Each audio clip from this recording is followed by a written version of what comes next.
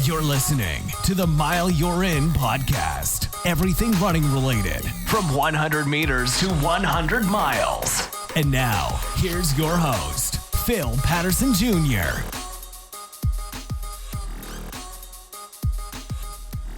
Welcome back, everybody. Welcome back. It's another episode of the Mile You're In podcast.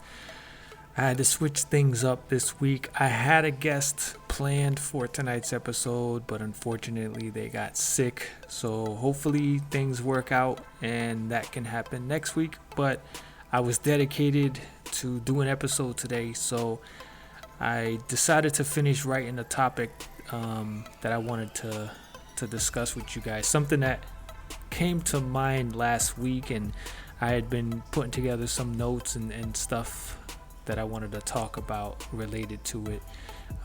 So I just finished that today once I knew the original plan wasn't going to happen, and I still wanted to put something out for you guys, so this is what it's going to be. Before I get into that, as always, I have to thank my Patreon supporters, Becky from Miami, Francine from Nashville, and the anonymous supporter. Again, they continue to support me and the show each and every month through their donations on Patreon. So if anybody's willing to also support the show, which goes towards advertising and different things that I do for the show, the link is in the show notes. Check it out. Consider supporting the show, especially if you're a follower and a fan. If not, just tell people about it. I know you guys are on social media, so word of mouth is just as crucial, if not more crucial. So for those that do subscribe and listen to the episodes, I know you kind of go unnoticed because I don't know who you are, but I appreciate the support. So it's not just those who help support the show financially. I appreciate all of you guys, and I mean it. So if you're on social media, hit me up, let me know, because I want to show the love back. But this topic I wanted to touch on. I don't know, it's late, I'm tired. Actually, it's funny. I'm recording this a little after 8 o'clock, and next week's episode, which was supposed to be this week, is gonna be around 9 o'clock. So I'm putting in work late for you guys. I'm trying to. I really want to be more consistent. I'd love to put an episode out every week, but life gets in the way. So I do the best I can to give you material as often as possible, while keeping it fun and not just being burnt out and putting stuff out for no reason. I try to have meaning and purpose behind everything that I put out and discuss. So back to what I started to say.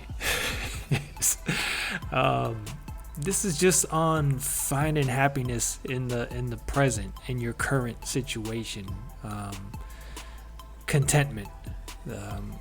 The last few weeks, I've been doing a lot of 2 to 3 mile runs during the week. I naturally run by feel, and as the routine has gotten more consistent, the runs have felt easier and the pace has picked up. I noticed myself getting faster and faster to the point that I started pushing the pace to see how much faster I could get. And it started to remind me of the days I was racing in those 5Ks almost on a weekend basis and trying to go sub 20. It started to bring back the thrill of beating yesterday and feeling competitive time-wise.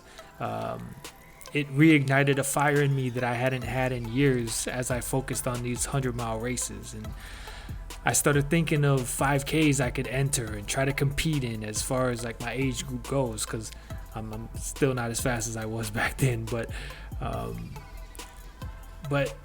it was just during one of the runs, it hit me that I was falling down the trap of chasing happiness in material things again. The recognition that would come with being on the podium if I made it, and being seen, getting praised by others that are slower and find me impressive for how much faster I can run than them. The ego of beating others, the awards that they'd see me get, even though they just collect dust on my shelf or sit in a closet somewhere. I realized as I looked at the watch during that run that I was running at a pace 2 minutes faster than I have been for years, and it actually felt easy. But that's when I told myself, stay right here. That pace that I was running at, I told myself, stay right here. We're going to just cruise at this pace and enjoy it. Because we've been pushing to get here, and now here we are. So stop and enjoy it. Like, we can keep pushing for more in the future, but let's stop and enjoy the progress to this point. I know people say tomorrow is not promised, but what would I truly gain by pushing myself again today? And what would I really lose by not doing that? I was listening to Lecrae on a podcast, and he brought up a good point. For us that are of faith, think of it like this. If the person that had the ability to create the world and everything in it took a day to rest, then why shouldn't we? Sometimes you need to just enjoy the nice and easy days. You don't have to constantly try and overdo life.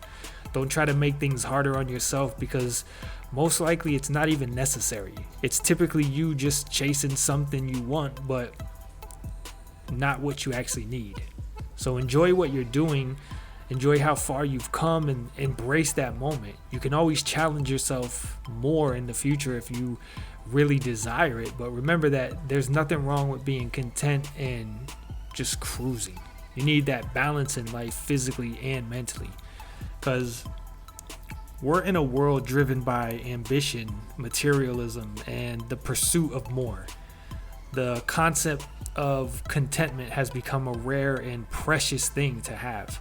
We need to explore the significance of being content in life, the benefits it offers, and how to find happiness in the present without unnecessarily chasing after more.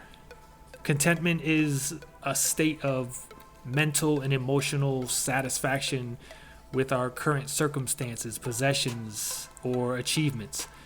It entails a genuine acceptance of what one has without an overwhelming desire for additional or external factors to validate happiness. It's a deep sense of inner peace and fulfillment. Although some people look at it as being lazy or giving up, there are many benefits of being content.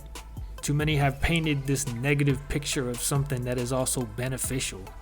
It's all really in the eye of the beholder when you think about it. And one of the benefits I could first think of was and is reduced stress. Content individuals experience lower levels of stress and anxiety because they're not constantly burdened by those unmet desires or goals. The moment during that run last week that I acknowledged that I was stressing myself to keep getting faster, and then told myself that I wasn't going to finish the run like that, the weight was lifted off my shoulders. I started enjoying that run a little more. When I stopped stressing about running sub 24 hours in a 100-mile race, the races got fun again. When I was chasing the sub 20-minute 5Ks, although I was making the podium and getting trophies and all the praise, I wasn't enjoying myself as much as I could have because of this burden I put on myself. So yes, it was a great goal to chase, and I felt extremely accomplished and satisfied when I hit it. But overall, when I look back, I didn't enjoy running as much as I did at other times. I feel like this ties in with another benefit, which is improved mental health, which I've seen a huge, or I've been, I don't know why I said I've been a huge supporter of. I was Baker acted years ago, and I think what I was going to say, I had mixed thoughts at the same time, is I've seen an improvement in my mental health. Yeah, I can't talk, bro. I'm tired. I'm not going to edit this out. I told you I'm going to keep it real with you guys. Y'all going to get the bloopers and all, everything in one episode. We doing it in one take. No more of this edited stuff. I'm trying to put the material out. But yeah, like another benefit can be enhanced relationships. Content people tend to have more satisfying relationships because they're less likely to project their discontent onto others. They're less stressed and their mental health is better, so they're more of a pleasure to be around and less of a Debbie Downer. They're more vocally grateful for what they have to others versus negatively venting while emotionally draining the other person. Friends, family, co-workers, classmates, anybody else you have in your life or come around, they'll enjoy talking to you more and find themselves avoiding you less, if at all. Another benefit is physical health. Research has shown that content individuals often enjoy better physical health, including improved immune function and longer lifespans. I think that again ties in with the mental health and reduced stress, which just goes to show how it's all tied together. Each benefit helps the other. It has that ripple effect. Being content leads to one benefit, which leads to another, and so on and so on and so on. But on the flip side, we have to think of the pursuit of more and its pitfalls. Society often encourages individuals to chase more, whether it's more wealth, possessions, accomplishments, external validation. The more is better mindset can lead to several negative consequences. There's the never-ending quest, the pursuit of more, which can become a never-ending cycle, leaving individuals dissatisfied. For some people, it's money. If I get this amount in my account, I'll be happy. But then they get there and they aren't happy, so they chase an even higher goal, and then they hit that one and experience the same effect.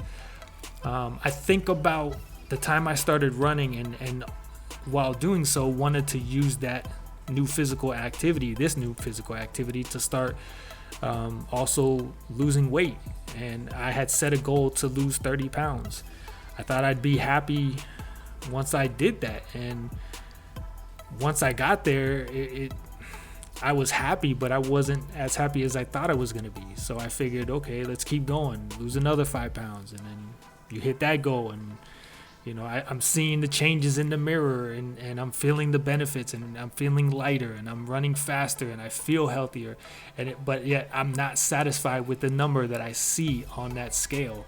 And I'm still not satisfied with what I see in the mirror. Like, I feel like there could be more, there could be better. So I just continue, and next thing I know, I'm 90 pounds lighter. And although I still physically felt great, I didn't look healthy, and probably wasn't very healthy if I had went and seen a doctor at that time. I feel like, honestly, I started to develop an eating disorder because of that. Another issue which I see a lot of is burnout. Continuous striving for more can lead to physical and emotional burnout as people become exhausted and stressed. Thinking back about money and trying to get as much as possible, there are people working multiple jobs, and not because they need to in order to pay their bills, but simply to have more. Again, if you enjoy having the finer things and that's your method of affording them, you're probably going to end up experiencing burnout. I remember a coworker once telling a bunch of us about how much he was grinding and how much he was waking. It's becoming. I want y'all to count how many more grammatical. I don't know. I'm so tired, y'all. But I'm committed. I'm committed. We doing this. One take, baby. We've been finishing this thing. But yeah, like, another coworker asked him what he did with the money. And he told us, right now I'm not doing nothing because I'm either working, or when I'm not working, I'm at home resting because I'm exhausted and I don't feel like going out and doing nothing. And that's when the other person kind of like basically replied, like, what's the point of having and chasing all that money if you can't even enjoy the benefits of it, the benefits of spending it? I remember when the managers at a job eventually realized that I never accepted overtime. They would ask and ask and ask, and I would decline, and then they just finally stopped asking. I kept telling them I don't need the extra money. It would be nice to have, but it's a want at this point. It's not a need. So I'm not going to take it. I like having a work-life balance. I was enjoying life outside of work while I was watching my coworkers come to work exhausted and go home exhausted, basically just working and sleeping. We really have to acknowledge the inauthentic happiness.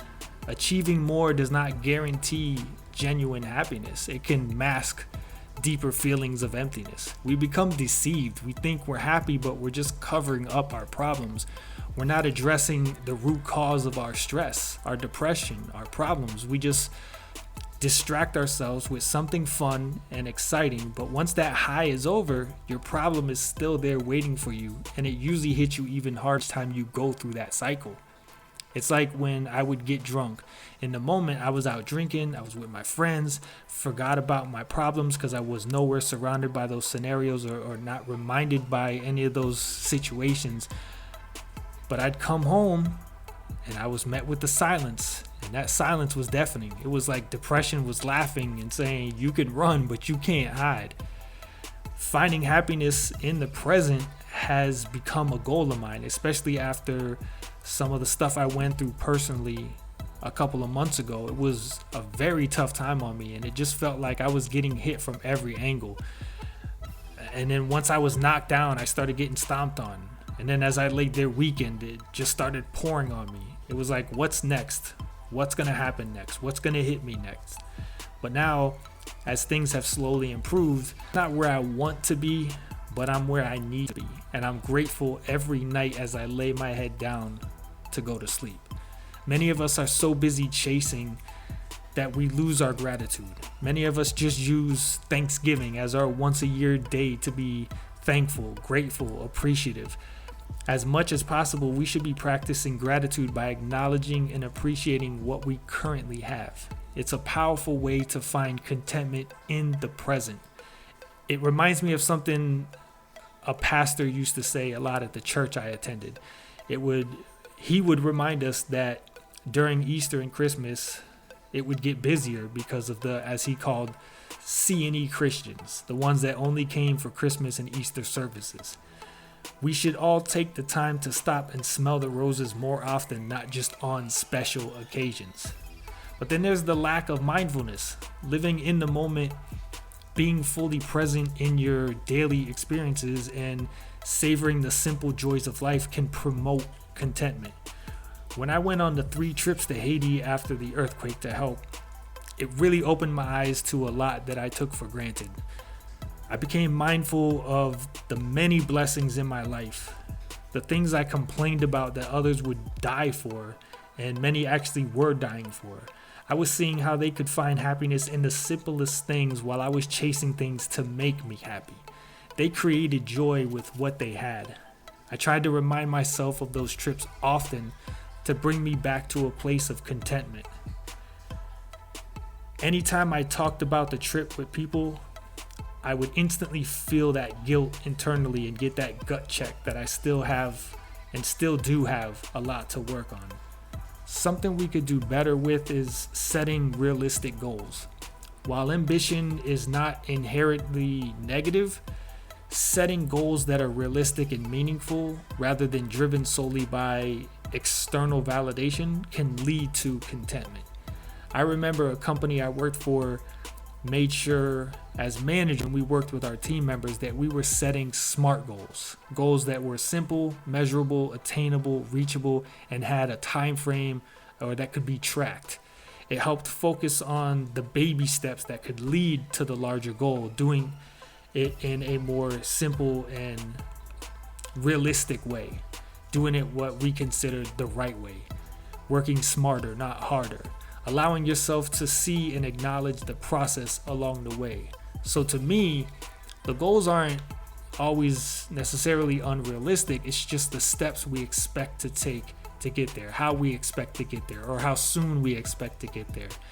We're not always going to experience instant success, as others sometimes are just lucky or blessed with. This leads to ensuring that we're setting healthy boundaries.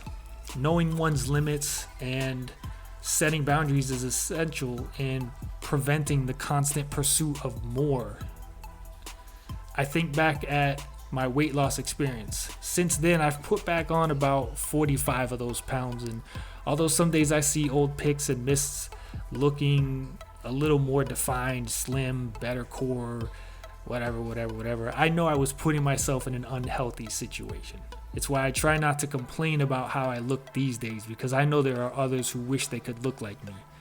And God, just saying that made me feel like I was bragging or something along those lines, which I'm definitely not, but it's reality.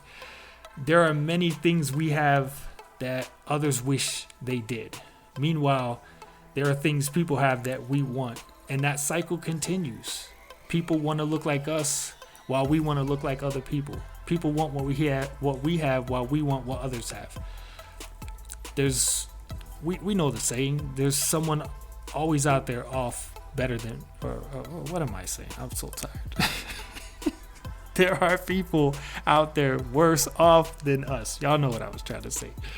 But really, there's always going to be someone out there better than us and someone worse than us. Someone in a better situation than us, someone in a worse situation than us. Someone happier than us, someone sadder than us. It's just how it goes. In a world that often equates success with ceaseless ambition and the accumulation of more, embracing that contentment is a powerful way to counter that. Contentment is not complacency, and I think that's the thing that a lot of people get confused. Let me say, contentment is not complacency, but it's actually a state of inner peace and fulfillment that allows individuals to enjoy the present moment and the satisfaction of their current lives. By focusing on gratitude, mindfulness, and setting meaningful goals, we can all learn to appreciate what we have and savor the joy of the here and now.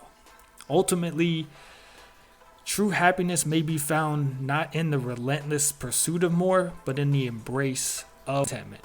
So, until the next episode, guys, maybe even as soon as this one ends, sit still in silence for a couple of minutes and just think of things you have now that you may have prayed or wished for in the past. Think about the progress you've made in whatever areas of your life you're setting goals in. You'll find more reasons to be happy with your life than you expected. So embrace the calmness and rest and use it as a time to recover and prepare yourself for the next push. Thanks for listening to the Mile You're In podcast. If you enjoyed it, make sure to like, share, and subscribe.